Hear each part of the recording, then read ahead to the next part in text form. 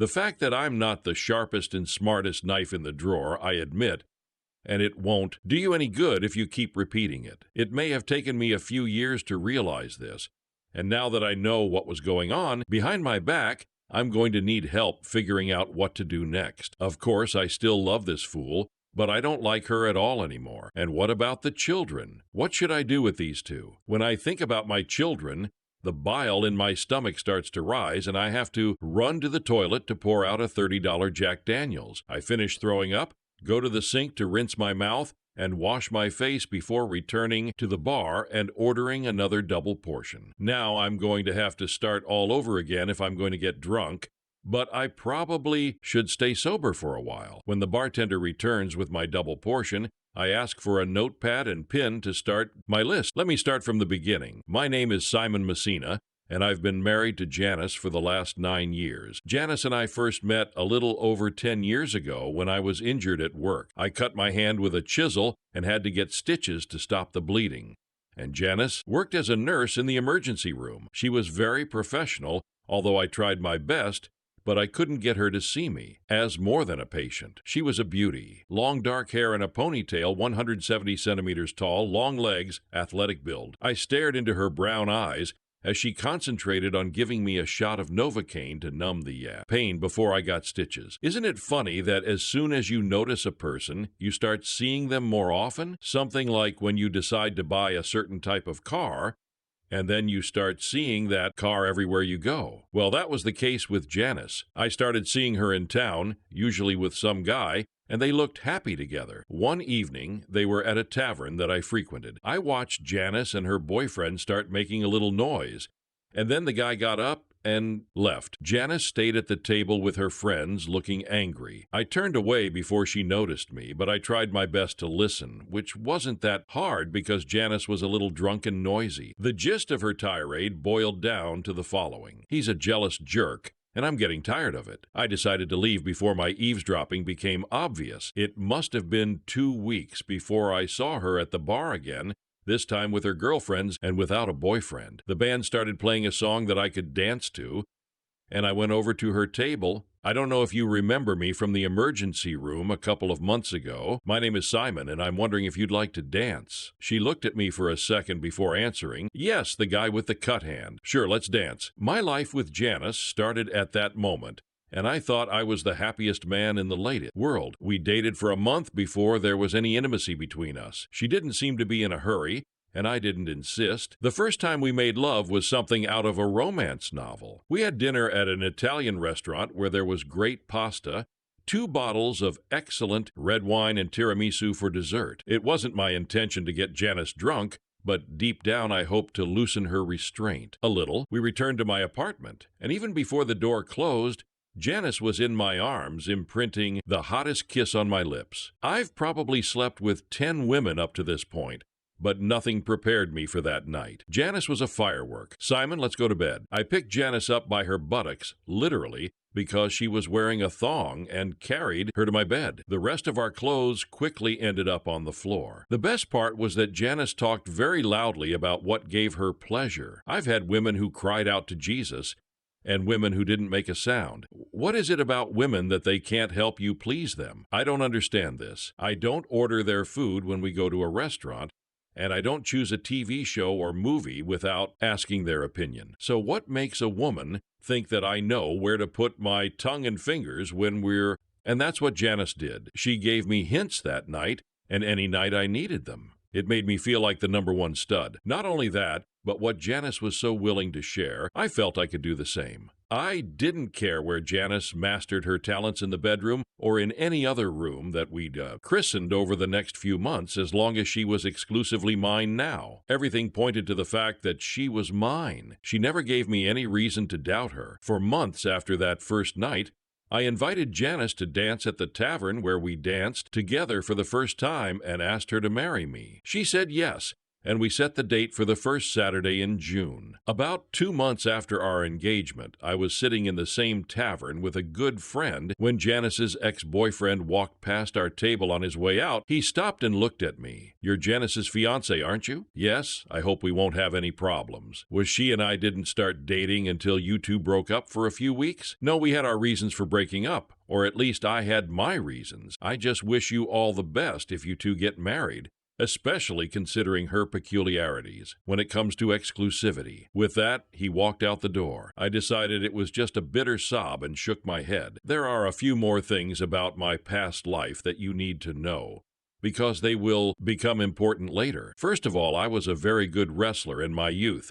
In high school, I was involved in wrestling for 4 years, and I was given a scholarship to a state university. Everything was going great until my last year. I was wrestling with a guy from our rival state competition and was leading him on points when the lights went out in my head. It turns out that this asshole was so angry about losing to me that he kneed me in the balls. I spent the next 2 days in the hospital where they pumped blood out of my scrotum. When I recovered, I dropped out for the rest of the season, lost all interest in school, and eventually dropped out of college and got a job with a local builder. In case you're wondering, another wrestler was eventually kicked out of the team and lost his scholarship. I was asked if I wanted to press assault charges, but I didn't, to put it all behind me. Secondly, my father died when I was 12 years old, and my mother died 10 years later. Since I had no siblings and my parents were not close to their extended families, it left a huge hole in my heart until many years later I met Penny, Janice's mother, and became attached to her as a surrogate parent. Janice's father left the family when Janice was still a teenager, so there were only 3 of us. Janice sent her father birthday and Christmas cards every year, but she never received a reply from him. He did not attend our wedding and did not even send a note in response to our invitation. Her mother walked her down the aisle and married her off. I earn my living as a carpenter finisher specializing in restoration work. I am one of the best on the West Coast, and most of my work is related to the restoration of old mansions that were bought by rich people with too much money. Since I can charge from $75 to $100 an hour, I earn about $150,000 a year. Not bad for a not-too-gifted college dropout. Unfortunately, this means that I need to travel and spend 1 or 2 weeks away from home every month. The difficulty of working for rich people is that they can treat you either as a commoner or as an invisible man. For example, I worked for a 20-year-old actress in Los Angeles. She just bought this 1,000 square meter house and spent another couple of million on its restoration. More than once, she hung out by the pool completely naked while I was working inside. She wasn't trying to seduce me. She was just treating me like I was invisible. Another time, I was working on a house in Beverly Hills, and something similar happened. Only this time, I watched the mistress of the house making love to a boy by the pool in broad daylight. What really pissed me off was that I liked her husband. He was one of those guys who talked to me as an equal. Here is this rich Hollywood producer. He comes home from work, opens 2 beers, and asks me how my day was and how the work is going, offering me 1 beer. And I really liked him because his fridge was full of domestic long-necked beer, not this crappy imported shit that we drank straight from the bottles. I was embarrassed that his old lady cheated on him while he was at work, but I didn't say anything in case it was their deal. You know, one of those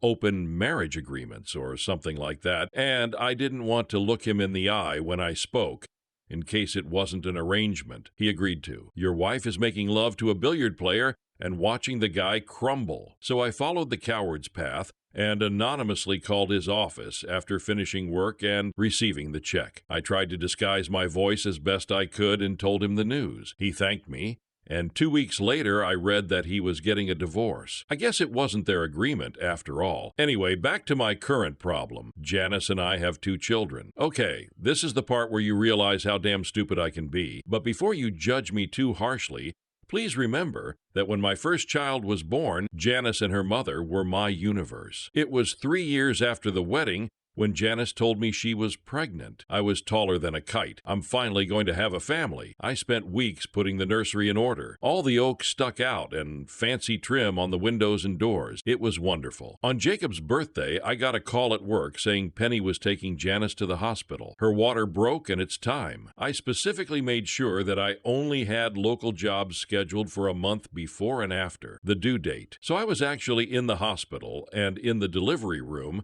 within half an hour of Penny's call. Janice was prepared and ready to give birth. I replayed all of Lama's lessons in my head, preparing to prepare her for this blessed event. 3 hours later, the doctor said, "Here we are." And little Jacob emerged from it. I know that many new fathers can breathe quickly, feeling dizzy, and some even lose consciousness from this ordeal. But this does not even come close to describing how I felt when the nurse handed Jacob to me and asked me to hand him over to his mother. I had to quickly hand it over before I dropped it, because Jacob looked like he was at least partially black. Janice and Penny looked at Jacob at the same time, then at me before Penny said, "We need to talk." Penny took me out of the maternity ward and told me why my son looked like that. "Simon, I'm sorry we kept this from you, but now you need to know the truth. My father was a man of mixed race. His mother was black and his father was white. We should have told you this before you married Janice, but we were worried that you might not marry her, knowing that she was partially black." "It doesn't make any sense, Penny. Why should it matter to me? What made you think that?" "Well, because you told us that the guy who ended your college wrestling career was black." "Yes, but I never attached much importance to his skin color. I was just telling you both what happened and who did it. You've never heard a single racist word come out of my mouth. Well, that's good, Simon, because your son will need your full love and acceptance for who he is. Janice and I have never told you about my brother who lives in Denver." Penny reached into her wallet and pulled out a picture of a dark-skinned man. "This is my brother Henry. He's a couple of years younger than me, and it was always a problem when our family was out in public because he was so dark and I was white. You won't be able to believe how rude people can be who stare at us or even come up to us and ask personal questions. My mom and dad eventually moved to San Francisco because it was more tolerable there in the 60s. I listened to Penny's story, and it seemed reasonable enough to me. Besides, I didn't want to be one of those rude, bigoted people she was talking about, so I left it at that. I finally got the chance to meet Penny's brother on the first Christmas after Jacob was born. Janice introduced him to me as Uncle Henry. Henry mentioned that he was leaving Denver and returning to Portland to be closer to his family. A month later, Henry moved into Penny's house. After that, Uncle Henry came to visit us every few weeks, because he showed an active interest in Jacob. At the same time, I watched Penny and her brother several times, which made me feel uncomfortable. They never crossed the line of a relationship, but they seemed awfully close to siblings. I admit one day when we were at Penny's house for a barbecue and everyone else was in the backyard, I took the opportunity to look into the bedrooms. After spending a minute in Penny's room and then Henry's, I relaxed because it turned out that each of them had their own separate rooms. But appearances can be deceiving. After the birth of my second child, a girl whom we named after my mother, Ginny, I decided that a family of 4 was the right size. We had 2 healthy children, a boy and a girl. Who could have asked for more? I discussed this with Janice, and she agreed that we could stop having children and focus on raising the 2 wonderful children we had. When I suggested a vasectomy, Janice insisted on installing an IUD instead so we could always change our minds in the future. That's what we did. After 2 wonderful years of family life, I was working on a restoration project for a sweet middle-aged lady and her husband. Sharon and Tim were both obstetricians and gynecologists. One afternoon, the 3 of us discussed things that I would be comfortable discussing only with doctors. I told Sharon that Janice had been using an IUD for the past 2 years, and she suggested an alternative, as an IUD can sometimes cause problems for a woman if used for too long. Her suggestion was that I go ahead and have a vasectomy, but freeze my fluid just in case. I liked the idea and decided that I would surprise Janice with my vasectomy on Valentine's Day. Well, it's not the most romantic gift, but it's better than a washing machine or a vacuum cleaner. My doctor gave me a recommendation for a clinic where they could save my fluid and perform a vasectomy. The doctor at the clinic told me that it would take several visits to collect the fluid, so I made an appointment for the next 3 Fridays. It was quite strange to enter the small room they had set up for the gathering. I read some pretty crazy stories in Penthouse magazine. I liked the story in which the wife brought her best friend home and 2 women gave her husband the night of his life. I gave the nurse my sample and told her I would be back next week. She was a beautiful woman. I got a call on Tuesday morning, and the doctor asked if I could come in the afternoon or the next day. I asked if we could discuss this over the phone, and he replied that it was better to talk in person. I said that I would be there in the afternoon, but in the meantime, I thought that some kind of cancer had been found in my fluid or something like that. My father died when he was 34 years old, so I've been waiting for something like this for most of my life. I went to the clinic trying to think about how I was going to take care of my family's well-being. The doctor greeted me with a handshake and immediately got down to business. Have you ever had a scrotum injury? When I was struggling, a guy kicked me in the balls, and they swelled so much that I was hospitalized for a while. I replied, well, it's more than likely that it caused you fertility problems. The amount of your fluid is so low that it is extremely unlikely that you could have that fathered any children if it had not been done in a test tube. But doc, that's impossible. I have 2 kids at home. He looked at me with pity in his eyes. And that's when the full force of the lies that were my marriage and my life came crashing down on me like a ton of bricks. Needless to say, I canceled the rest of my appointments and my vasectomy. I walked out of the clinic like a zombie from The Walking Dead. I had to figure out some way to find out the truth about my life without telling Janice. I spent the rest of the day sitting in a bar across the street from the clinic with a notepad and a bartender's pen. Someone once told me that the best way to get things done is to make a list of what you need to do. That's where I started. I finished my double jacked annuals and reread my list. Behave naturally. Check the kids. Call Fred. Open a personal checking account. Talk to her father. Protect your assets. Get tested for sexually transmitted diseases. Find a place to live. Find out why. Take revenge. I put a double interval between each position in case I missed something and had to add after talking to Fred, my friend who just went through a divorce. The next day I woke up with a severe headache and started working on the list. Janice told me all sorts of nonsense about how I came home drunk last night, and I tried my best to pretend that nothing had happened. I lied to Janice for the first time that day, saying that Fred was in a sad mood and that we got drunk together. That evening, before and after dinner, I spent in the garage repairing my work tools. When I came to dinner, I praised Janice for the cooked food, asked Jacob about his day at kindergarten, and made eyes at my 2-year-old daughter. The hardest part was later when it was time to go to bed. I resigned myself and climbed into Janice's bed, kissed her goodnight, and pretended to fall asleep. I took swabs of the children's saliva and one of my own. I took the samples to the clinic. The next one was a visit to the bank to open your personal checking account. I called Janice to tell her that I had an urgent repair for an important client in Los Angeles and that I would be gone for 2 or 3 days. Instead, I booked a plane ticket to the Keys to meet my father-in-law, whom I had never met before. I realized that for the first time in my life, a lie was coming out of my mouth. I can't say that lying was pleasant, but now it seemed necessary. I called my buddy Fred from the airport while waiting for my flight. I needed his support if my own marriage was going down the same path. Fred was at work and couldn't really get into it, so he planned to meet when I got back from Florida. He swarmed a secrecy about our conversation. Larry Adonios operated a charter fishing boat from Key Largo. He was surprised by my phone call, but didn't seem surprised when I asked him if we could meet to talk. He set aside an afternoon for us based on my expected arrival. I flew to Miami, rented a car and a hotel room to spend the night, and the next day went to his marina. Larry brought his boat to the dock at noon sharp. 2 of his clients got off the boat, each with a bunch of fish. Larry was a handsome man, 180 centimeters tall, slender, with a shock of gray hair and a deep tan of a Greek fisherman. He looked around before he recognized me. Janice must have sent him our Christmas card with a family photo. He came over and held out his hand to shake mine. Nice to meet you, Simon. I assume this is not a pleasure visit. He is not one of those who is shy in his expressions. I briefly explained to him why I was there. Wait a minute, did Penny tell you that Henry was her brother? Larry asked the question and barely kept a smile on his face. He is not her brother,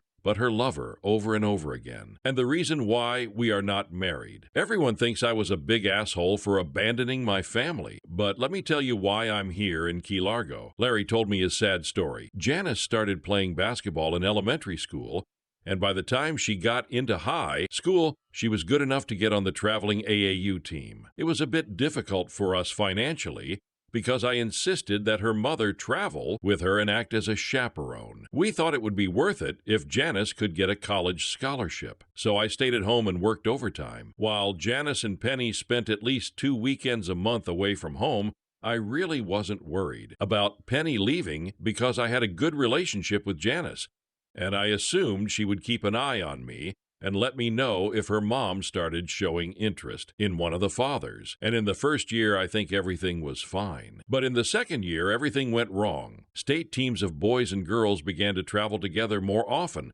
sometimes even twice a month. Janice showed interest in one of the boys from their elite team. His name is Henry Bishop, but everyone calls him Junior so that he is not confused with his father, Henry Bishop Sr. Do you see where this is going, Simon? Henry Sr. traveled with a team of boys as an escort, and it seems that the women of Adonias felt a mutual attraction to the men of Bishop. There were white women in the Bishop family. It turned out that Bishop Sr.'s mom was white, like Bishop Jr.'s. In the end, I found out that every night while traveling, the younger one looked into Janice's room while Penny spent the night in the older one's room. It was a pretty nice arrangement, until one of the other parents took pity and warned me. I hired a private investigator and made inquiries about them the next time they left town. By the time they got back, I'd been moved into a spare bedroom, and Penny had been handed papers that week. Penny did her best to convince me that it only happened twice, which turned out to be a lie, and I went for a divorce. What really burned me the most was Janice's betrayal. So I left Oregon, moved here, and never looked back. I was probably looking at Larry with dazed, glazed eyes,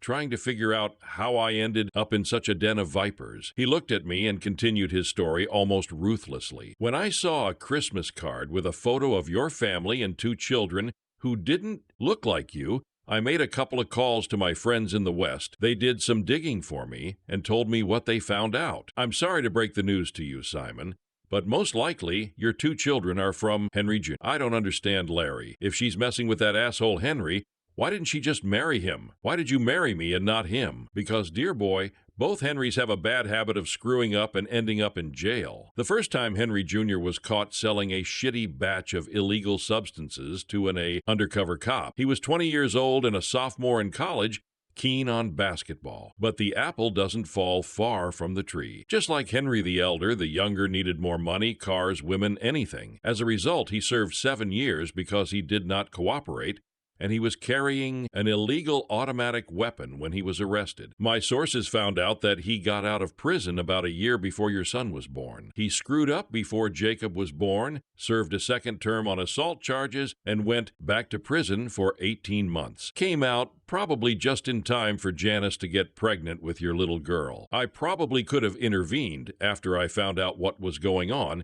but I decided to stay away from it. After all, I didn't know you, and it didn't seem to be any of my business. I just thought you didn't mind what was going on. No, it's not okay at all. I can't believe what an idiot I've been for the last 4 years. How could I be so stupid? You're not stupid, Simon. You were just in love, and my ex-wife used it against you. As far as I understand, you're a damn good carpenter with a successful business. It takes brains. Let me tell you what I've learned over the years when I took so-called smart people fishing on my boat. Most of them know 1 or 2 things pretty well, and that's it. They use this knowledge as a shield. My ex and daughter used your dependence on them as a family and your trusting nature against you. Besides, the expert lied to you. Let me explain this. Like I said, Penny swore she only slept with Henry twice. I didn't believe her, so she said she would take a lie detector test. The damn fool passed the test. The woman who conducted the test asked this question several times, and the results were the same. Penny was telling the truth, but something seemed wrong to me, so I asked Janice to take a lie detector test. Penny was furious, calling me an asshole for putting my daughter through this ordeal. Janice obviously didn't have Penny's skills, at least not yet. And when she took the test, it turned out that 2 couples had been doing it for 5 months. Let it serve as a lesson if the two of them offered to take a test to make sure they're telling you the truth. I thank Larry for the information. He offered to buy me drinks and dinner, but I refused. It's time to go home and plan your next steps. I took the overnight pace to Portland and spent Wednesday working on my plans. The list I made 2 days ago was expanding to include hire a lawyer, get the evidence. Fred met me for dinner that night and gave me some great advice. He told me not to hire his lawyer, but to use the same lawyer-a-fighting dog that his wife used. He drank and expressed our condolences for several hours, and he let me spend the night at his house. One last night of messing with Janice. On Thursday, I made an appointment with a lawyer, transferred some money, arranged for a job outside the city for the next week, and bought 2 voice-activated dictaphones. I really didn't need the video. Besides, I didn't think I could stand to watch some weird guy using my wife, and listening would be bad enough. If I saw them doing this, I could just end up in jail. On Thursday evening, I returned home from my fake urgent business trip. Janice didn't think twice when I made up a story about a famous reality TV star I met. Everything I said was based on an article from People magazine that I bought at Miami Airport. Lying was getting too easy for me, but it wasn't fun anyway. Janice wasn't upset when I told her that I would be in Seattle for the next week doing work for some Microsoft millionaire, which was a real job. When she went to bed, I hid the recorder in the kitchen. The next day, I found the best place in the bedroom. I tested both devices and loaded my tools into a truck for the trip north. I immersed myself in my work. The Seattle customers turned out to be one of those wonderful couples with a great sense of design and an unlimited budget. I couldn't have chosen a better way to spend this otherwise shitty week. I arrived home on Sunday evening and had to wait until Monday morning to listen to the recordings. It was bittersweet to listen. It's bitter because, as I expected, Janice and her boyfriend spend a week making love in the bedroom. Sweet because I overheard Junior's one-sided conversation with someone else. It happened after Janice went into the shower. Here's what the recorder recorded. Hey bro, are you ready for this? I just scored a great score. Janice was at the clinic and this elderly couple came in, all excited to get their vaccinations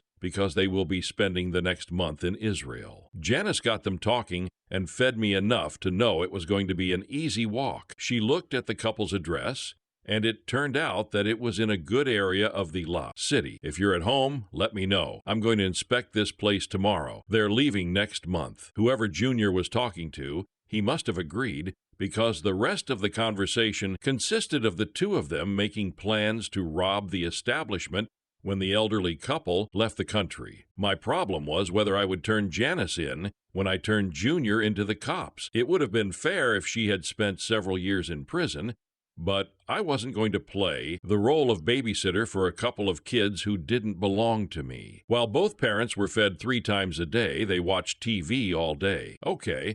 When I read stories about cuckold husbands, they always say that even if the children are not their biological children, he still loves them. Blah, blah, blah. Maybe my resentment was still too acute. But both of Janice's children, and that's how I was thinking about them right now, could go to prison with Janice. I don't give a damn about that. Most likely, this lying fool, my mother-in-law, can spend her golden years raising the offspring of her deception. I spent the next month trying to be polite and tiptoe around Janice as much as I could. The tape recorder stayed on, and I was out of town for work most of those weeks.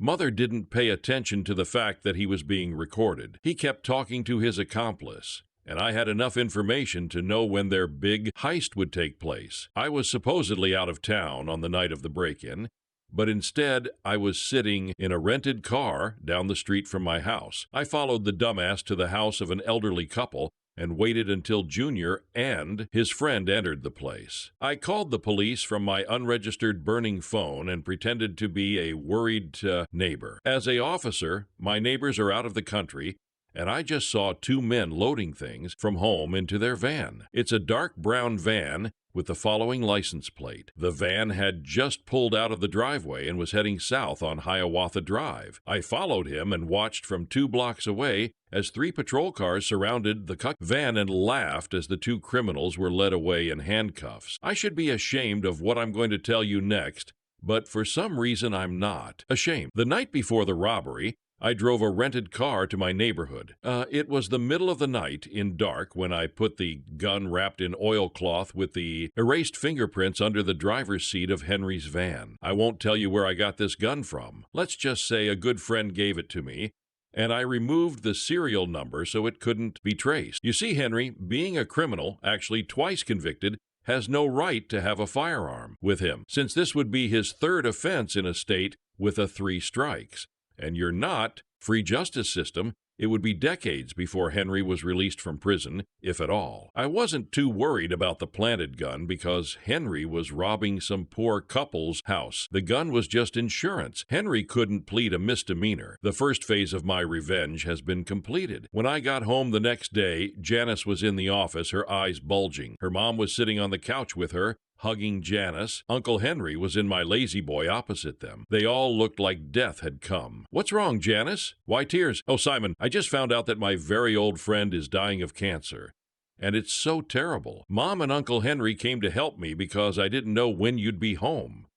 When the words left her lips, I realized that Janice had received lessons in lying from her mother. It also became clear to me that one of my find out why questions would never be answered. Janice was too good a liar to give me a straight answer that I could believe in. "Well, Janice, this really sucks, and I'm sorry to break more bad news to you, but here are the divorce papers. It's over between us." I wish I had a camera to capture the expression on their faces when I said those words. It looked like something out of a bad comedy show with 3 open mouths and 6 bulging eyes. I will keep this memory for many years to come. I walked out the door without saying another word. He climbed into his pickup truck and headed southeast. Janice was supposed to be officially handed the documents the next day by someone from my lawyer's office. The copy I left her with the letter was just for my amusement. The letter said, "Janice, you're a lying fool. My lawyer will handle our divorce. I left you the house, but I withdrew all our money from our accounts except for $3,000. You can pay the mortgage, bills, etc. After today, it's not my problem. I know that the children are not mine. I'll miss them, but I'll never be able to look at them without thinking about how you got pregnant. Maybe Henry can sell his ass in prison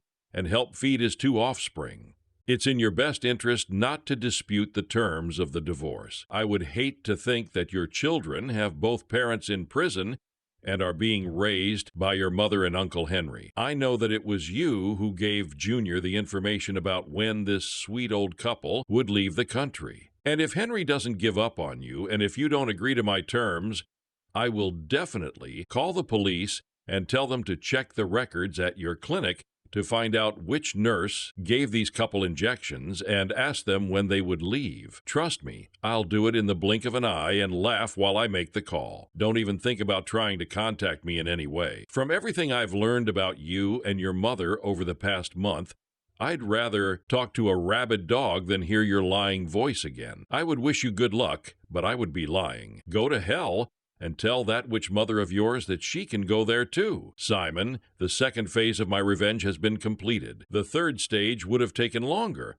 but if my plans had worked, it would have been so funny. Over the past month, I have managed to acquire 2 colonies of termite ants. It's amazing what you can buy online. One day when we were at Penny's house, I sneaked down the stairs to her basement and planted 2 colonies in inconspicuous places. The ants will work their way through the rafters and walls over the next few years until the logs rot so much that the house will be impossible to save. Penny is such a lousy housewife that she'll never notice anything. Did I forget to mention that I've been responsible for all Penny's utility and household bills for the last 6 years? At that time, I paid every bill with a smile on my face because it was the least I could do for such a wonderful mother-in-law, the woman I thought was my surrogate mother. That was before I found out that she was part of a conspiracy to make me a cuckold. Now, since I was in charge of the bills, and since the house was not mortgaged, it was easy for me to cancel the insurance of the owner of her house,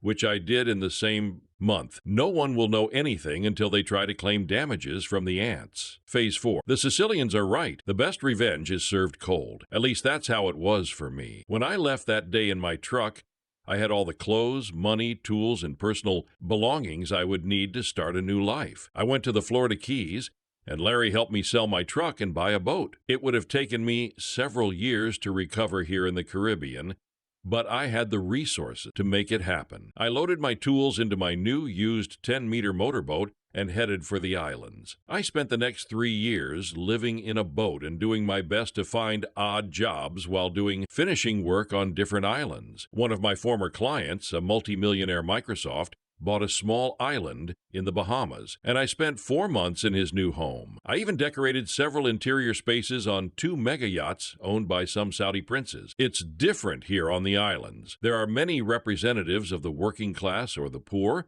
a small middle class, and a much smaller number of wealthy people. It took time, but my reputation began to strengthen among the wealthy people on different islands. It helped that my living expenses were relatively low. After 3 years, there was more money coming in than going out, and I had fun. Have you made love to me? Hell yes, you'd have to be a leper not to come here. So many women come to the islands in search of a pleasant time. Of course, many of these women want to enjoy their first native experience, but there are enough crumbs left for a white man's holiday. I was still in touch with a few friends in Portland, especially Fred, who has since reconciled with his ex-wife. All my friends were given clear instructions not to tell Janice where I was or give her my mobile number. In the second year after my escape, I convinced Fred and his wife Emily to meet me at St. Martin's to spend a week of vacation on my yacht. I was really looking forward to meeting an old friend. Imagine my complete shock when I drove up to the dock to pick them up. My ex-wife Janice was standing next to them. She looked absolutely stunning. Now in her early 30s, she still had the body of a 20-year-old girl, and she was wearing a bikini top and a pair of Daisy Dukes to accentuate those features. I stopped about 15 meters from the dock and backed up to walk another 30 meters before turning off the engine. My cell phone rang. It was Fred, of course. Fred, what the fuck? Why did you bring her here with you? Simon, it's not my fault. Janice has been asking Emily for information about your whereabouts. When she found out about our trip, she made Emily take her with us. Emily told me that if I didn't agree, I wouldn't have a bed for the next year. Well, Fred, you've kept your end of the bargain, so I'm glad you won't spend the next year dating your hand. But you won't set foot on my yacht this week, I am sorry. I suggest either going back home or, if you decide to stay, try the casino hotel. They are usually not booked at this time of the year. Goodbye. When I hung up the phone, I heard screams from the dock. It looked like Emily and Janice were about to have a stroke. I called down to the galley. Kelly, can you come on deck? Kelly was a young lady I met last year at a party hosted by my Microsoft client. She teaches at a school in Florida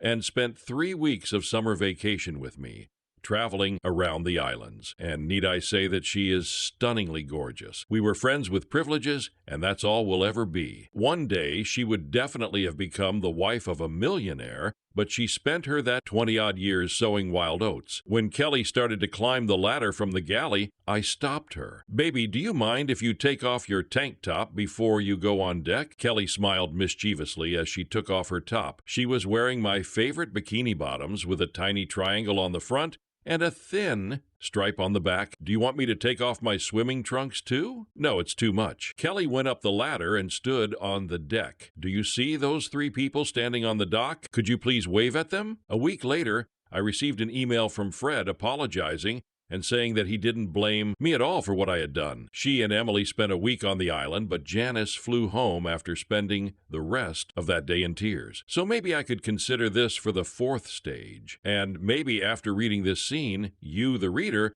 might think that I'm done, but I'm not. As I said, the best revenge is served cold. It was my 4th year in the Caribbean, and I was doing renovations in St. Bart's for a wealthy French couple. I know that many Americans hate the French, but my experience has been very positive. I took the time to learn some French, and my feeble attempts at conversation were appreciated by those I met. The job was supposed to take me at least a month, and the owners returned home after the first week. 2 days later, their daughter appeared. I just looked at this woman, and my heart and mind just melted. I do not know what the French call it, but my Italian mother called it thunderstruck. Moreover, when this young lady was putting down her suitcases, she looked at me and smiled with both lips and eyes. Bonjour, monsieur. My parents warned me that you would be working here, but assured me that everything would be fine as long as I didn't get in your way. I was close to answering that all I wanted in this world was for her to stand in my way. I'm sorry, mademoiselle. You're putting me at a disadvantage. You know my name, but I do not know yours. Did my parents tell you they were expecting me? No, I'm afraid not. Then please accept my apologies. I'm Simone. Let's say the word, and I'll rent a room in the city while you work. It won't cause much inconvenience. Please, mademoiselle, do not hesitate to stay here. Your parents didn't mind staying in the house while I was working. That is, if the noise from my work doesn't bother you. I spent the night in the guest house, but I can return to my boat at the marina if it's inconvenient for you. My parents told me that you were a polite person, and they would not have allowed me to come if they were worried about my safety. Please continue to use the guest house while you were here. In fact, I would probably be more comfortable knowing that there is a gentleman nearby. The next few weeks were something of a dream. Simone is a classic French woman, at least in the films I've seen. 160 centimeters tall, perfectly fitting on her slender figure, short black hair, and Audrey Tauth's face. She moved with the grace of a dancer. I was head over heels in lust, and most importantly, she was a wonderful person. Even though she grew up in a wealthy family, there was no arrogance in her. I was usually greeted at noon with lunch, which she cooked herself. She would join me on the patio, and we would eat together. During our first lunch, we joked about the similarity of our names. Simone had a wonderful sense of humor, and I tried my best to make her smile or laugh, just to look at her joyful face. I continued to feel lust, and by the end of the second week, I was in love. She broke the deadlock. Simon, I see the way you're looking at me, and I'm sure I know what that means. I'm also sure that you realize the difference in our position in life, and I believe that's why you keep your distance. Let me tell you what I see. I see a wonderful man who has achieved success despite unpleasant events in his life that were beyond his control. They didn't turn you into an angry person. You're still looking for the joy of life. I know that I am beautiful and rich, but I have not achieved much on my own. I try to be a good, kind-hearted person and think about myself. I beg you, please don't consider yourself unworthy of me. Look at me as a woman who has fallen in love with a handsome man. How could I be so lucky? This incredible woman asked me to give her a chance. I didn't give her a chance to change her mind. I immediately took her in my arms and kissed her. We kissed for a few minutes before she said, "Let's go to your room." We made love. I took every opportunity, everything Janice had ever taught me about how to please a woman. I smiled when she screamed, "Oh my God," over and over again. This went on for several hours until we both fell asleep from exhaustion. I could probably forget about it. I was so happy with my new life, but the cult had the last cartridge left. 5 years after marrying Simone, 10 years since I broke up with Janice, I mailed Janice a photo from our house in Paris. It was a picture of me, Simone, and our 2 children. Yes, we went through the process of artificial insemination done a year earlier when we were visiting Simone's parents in St. Barth's. As always, Simone looked simply dazzling in her bikini, and Jules and Juliet showed off their radiant smiles. The caption read, "Me, my fiancé, and my 2 wonderful children wish you a Merry Christmas and a Happy New Year." The 4th stage is completed. I'm going to go back to the next stage. I'm going to go back to the next stage. I'm going to go back to the next stage. I'm going to go back to the next stage. I'm going to go back to the next stage. I'm going to go back to the next stage. I'm going to go back to the next stage. I'm going to go back to the next stage. I'm going to go back to the next stage. I'm going to go back to the next stage. I'm going to go back to the next stage. I'm going to go back to the next stage. I'm going to go back to the next stage. I'm going to go back to the next stage.